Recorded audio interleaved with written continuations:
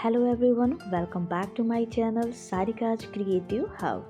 फ्रेंड, आज मैं आपको डॉट मंडला के कुछ बेसिक पैटर्न दिखाने वाली हूँ जो सभी बिगनर्स के लिए परफेक्ट है। तो फ्रेंड, डॉट मंडला आर्ट में 3 टाइप्स के टूल्स यूज होते हैं और ये हैं फ्लैट वाले टूल्स जिनमें अलग अलग ये साइज के आते हैं, बड़े से छोटे तक। और इन सभी टूल्स की लिंक मैं आपको डिस्क्रिप्शन बॉक्स में शेयर कर दूंगी। अगर आप वहां से ऑनलाइन परचेज करना चाहते हो तो देख सकते हैं।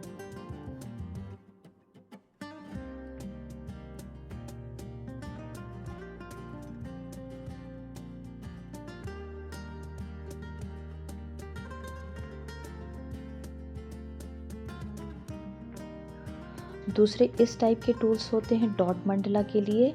इसमें 2 साइज के होते हैं। ऊपर की टिप थोड़ी सी बड़ी और मोटी होती है, तो उसके जस्ट अपोजिट वाली थोड़ी पतली और छोटी होती है। तो जैसा हमें आर्ट में जिस टाइप के टूल्स की रिक्वायरमेंट होती है वैसे टूल्स हम यूज करते हैं। और तीसरी इस टाइप की भी टूल्स डॉट मंडला में यूज होती है। ये थोड़े और बड़े साइज वाले होते हैं, जैसे कि हमें पेंटिंग में जिसमें बड़े बड़े डॉट्स और पॉइंट्स देने होते हैं, तो वहाँ पर हम इस तरह के टूल्स यूज करते हैं। इसमें भी एक साइड में बड़ा और दूसरा ये छोटा साइज का होता है। इसी तरह से इसमें भी छोटे से बड़ा जैसा आपकी रिक्वायरमेंट होती है आर्ट्स में, हम वैसे टूल्स को यूज करते हैं।